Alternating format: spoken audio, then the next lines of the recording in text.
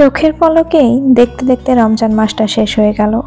রমজান শেষ হয়ে গেল মানে এখন ঈদ। সবাইকে ঈদের শুভেচ্ছা জানিয়ে আজকের আমার এই ভিডিওটি শুরু করছি। সবাইকে ঈদ মোবারক। আশা করছি সবার ঈদ অনেক ভালো যাবে এবং সেই কামনায় আমি আল্লাহর কাছে করছি। আসসালামু আলাইকুম সবাইকে। আমি শ্রাবণী মিম বলছি ঢাকা থেকে। আশা করছি যে যেখান থেকে আমার আজকের এই ভিডিওটি দেখছেন অথবা দেখছেন না, সবাই অনেক ভালো আছেন। আমিও আলহামদুলিল্লাহ অনেক ভালো আছি। আজকের ভিডিওটা জুড়ে থাকবে কিভাবে আমি ঈদের আগে আমার পুরো বাসাটাকে সুন্দর করে ডিপ ক্লিন করে নিলাম। তো অনেকে এই কাজটা হয়তো 2-1 দিন আগেই করে ফেলেছে, বাট আমার একটু দেরি হয়ে গিয়েছে। আমি একদম চাঁদ রাতে এই কাজগুলো করছি। চাঁদ রাতে অনেকে মেহেদি লাগান, আবার অনেকেরই কাজ হচ্ছে খাওয়া দাওয়ার প্রিপারেশন করা। আবার অনেকে যারা আমার মতো এরকম লেট করে ফেলেছেন তাদের কাজ হচ্ছে একদম সবকিছু একসাথে করে ফেলা। যেমন আমার লেট হয়ে গিয়েছে, আজকের এই এক রাতে আমাকে সমস্ত কিছু ক্লিন করতে হবে এবং সেই সাথে রান্না বাড়ার ব্যাপার তো আছেই। সেই সাথে ঈদের দিন বলে কথা, ঈদের দিন পরিপাটি হওয়া, পরিপাটি থাকা এবং সেই সাথে নিজেকে পরিপাটি রাখাও কিন্তু সুন্নত। তো সবকিছুই কিন্তু করতে হবে আমাকে আজকের মধ্যে। কেন লেট হয়ে গেল সেটা বলতে গেলে পরে সবাই হাসবেন, কারণ আমি এই কয়েকটা দিন শুধু ঘুমিয়ে ঘুমিয়ে কাটিয়েছি। তো ঘুম বেশি হওয়ার কারণে এই গত 3-4 দিনে আমি কোনো কাজই করতে পারিনি। শুধু উঠেছি, রান্না করেছি, খেয়েছি এবং সেই সাথে ঘর ঝেড়েছি আর মুছেছি, এতটুকুই, এর বেশি কিছুই করিনি। তো ঈদ যে সামনে চলে এসেছে এটাকে তো মাথায় রাখতে হতো, বাট সেটা আমি মাথায় রাখিনি। সব কাজ একদিনের জন্য জমিয়ে রেখেছিলাম। তো যখন জমিয়ে রেখেছি এখন তো কষ্ট করতেই হবে, তাই না? যদি আমি আগে থেকে একটু একটু করে করে রাখতাম তাহলে হয়তো এই কষ্টটা হতো না। এই যে দেখতে পাচ্ছেন এখানে ঘরগুলোকে সুন্দর করে উপর থেকে আগে ঝাড়া শুরু করেছিলাম। উপরে প্রথমে ঝুলগুলো ঝাড়লাম, এরপরে ফ্যানটা পরিষ্কার করলাম। ফ্যান পরিষ্কার করার শেষে এখন সমস্ত ফার্নিচার যেগুলো আছে এগুলোকে সব সুন্দর করে মুছে নিচ্ছি। আসলে আমার এটা মাস্টার বেডরুম, এই বেডরুমে খুব একটা বেশি আসা হয় না, তো যার কারণে এই রুমটা একটু এলোমেলো হয়ে থাকে। এখন অনেকেই বলবেন মাস্টার বেডরুমে তো সবাই থাকে, আপনি আবার মাস্টার বেডরুমে থাকেন না কেন? তো আমি থাকি অন্য বেডরুমে, এই মাস্টার বেডরুমে অন্যরা থাকে, তো যার কারণে আমি এই রুমে একটু কম আসি, যার কারণে পরিষ্কারটাও খুব একটা হয় না। তাই আজকে যখন এসেছি আস্তে আস্তে করে সবকিছু সুন্দর করে পরিষ্কার করে নিচ্ছি। আর অন্য পাশে দেখেন আমার বিড়াল গড়ানা বিছানায় বসে থেকে আমার কাজ করা দেখছে, সেই সাথে আমার কাজ কিভাবে বাড়ানো যায় সেই চিন্তাটাও তারা কিন্তু করছে। এখানে আস্তে আস্তে ফার্নিচারগুলো মোছা হয়ে গেলে পরে এখন আমি এই যে বেডটা আছে এটাকে সুন্দর করে গুছিয়ে নিব।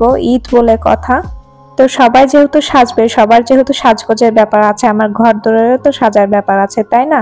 তার আগে এই যে কিউট কিউট চেহারাগুলো দেখে নেন, এরা বিছানায় ঘুমাচ্ছিল, তো এদেরকে নামিয়ে এখন বিছানাটা সুন্দর করে তুলে ফেলবো। তুলে বিছানাটা ঝেড়ে বিছানাটাকে সাজানোর জন্য এখন সুন্দর করে নতুন আর একটা বেডশিট পেরে নিব।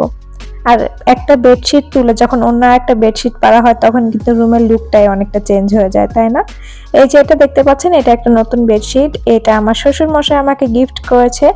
তো সেটাই আজকে এখানে বিছিয়ে নিলাম, যেহেতু ঈদের দিন নতুন একটা বেডশিট পারলে বেশ ভালোই লাগবে। তো যেই ভাবা সেই কাজ, ওই বেডশিটটাকে এই বেডে সুন্দর করে পেরে দিচ্ছি।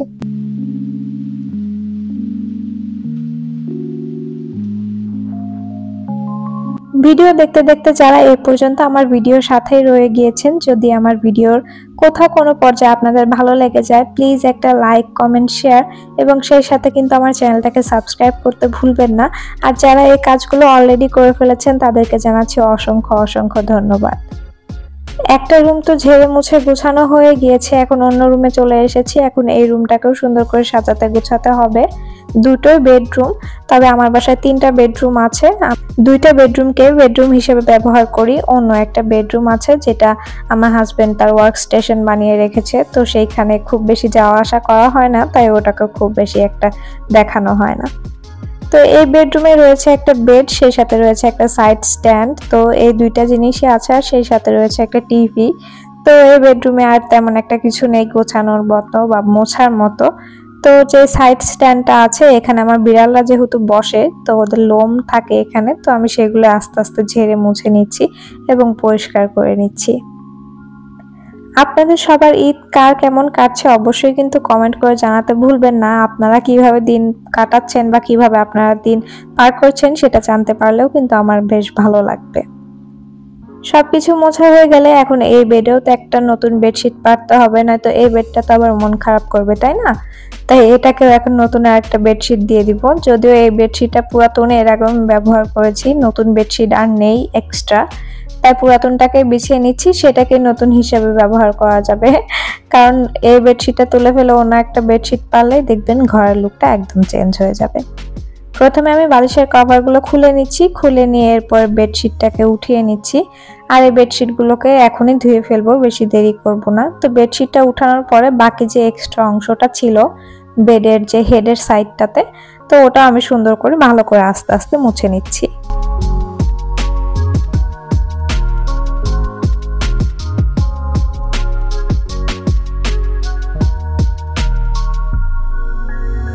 তো বেডটা মোছা হয়ে গেলে এখন আমি একটা বেডশিট পেয়ে নিচ্ছি। এই বেডশিটটা আপনারা অনেকেই দেখেছেন এর আগেও আমাকে বিছাতে, আবার সেটাই বিছিয়ে নিচ্ছি, কারণ রোজ রোজ নতুন নতুন বেডশিট কেনা পসিবল না।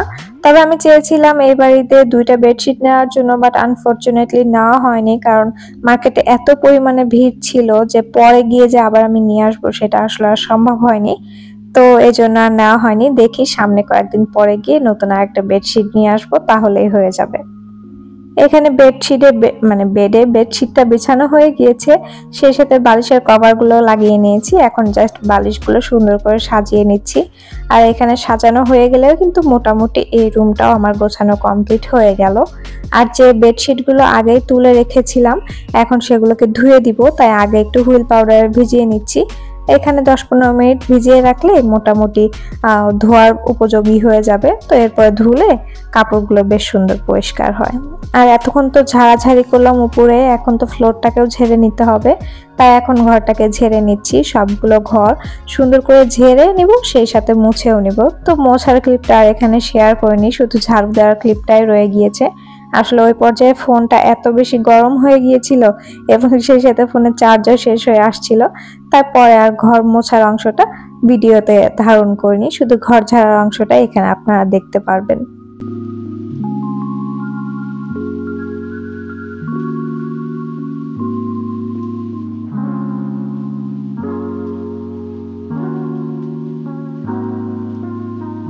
তো ঘরটা ঝাড়া হয়ে যাওয়ার পরে এখন ঘর মুছে নিয়েছি। এরপর আমার বেডরুমগুলো দেখতে, বা আমি যে এতক্ষণ কাজগুলো করলাম এই কাজগুলো করার পর আমার সবকিছু দেখতে কত সুন্দর লাগছে সেটাই আপনাদেরকে দেখিয়ে দিচ্ছি। এখানে স্ট্যান্ডের উপর আমি 2টা গাছ নিয়ে এসে রেখেছিলাম সাজানোর জন্য। তো আমার বিড়ালের কারণে আমি সেটাও করতে পারিনি, কারণ এই গাছের পাতাগুলো ওরা খেয়ে ফেলছিল। তো যার কারণে পরে আমাকে গাছগুলো এখান থেকে সরিয়ে ফেলতে হয়েছে, কারণ এক একটা গাছ এত বড় করতে বেশ অনেকটা সময় দিতে হয়েছে আমাকে। তো আমি চাই না ওরা সেই সময়টা একবারে নষ্ট করে দিক, তারপরে আমি এখান থেকে গাছগুলো আবার সরিয়ে নিয়েছিলাম। তো গাছগুলো দেওয়ার পরে রুমের লুকটাই কিন্তু একদম অন্যরকম চেঞ্জ হয়ে গিয়েছিল, বাট ওদের জন্য আসলে আমি এখানে এগুলো রাখতে পারিনি। তো এই যে এটা কিন্তু একটা বেডরুম ছিল, দেখতে বেশ সুন্দর লাগছিল, সিম্পল সিমসাম সবকিছু মিলে এই বেডরুমটা কিন্তু বেশ সুন্দর করে গোছানো হয়েছিল। যদিও তেমন কোনো ফার্নিচার নেই এই বেডরুমে, বাট তারপরেও দেখতে বেশ সুন্দর লাগছিল।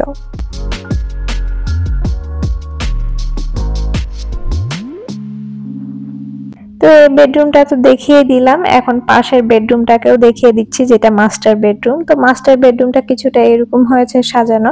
মাস্টার বেডরুমে বেশ অনেকগুলো ফার্নিচারই রয়ে গিয়েছে। তো সবকিছু বেছানোর পরে এই রুমটা যেহেতু একটু অন্ধকার, তো যার কারণে আলো খুব একটা নেই, এই কারণে হয়তো একটু অন্যরকম লাগতে পারে। দিনের বেলা অবশ্য এই রুমটা বেশ সুন্দর আলো থাকে, তখন হয়তো কখনো আপনাদের সাথে শেয়ার করে দিব যে কেমন দেখা যাচ্ছে। তো এটাই ছিল আমার আজকের ভিডিও। আশা রাখবো আমার আজকের এই ভিডিওটা আপনাদের ভালো লাগবে।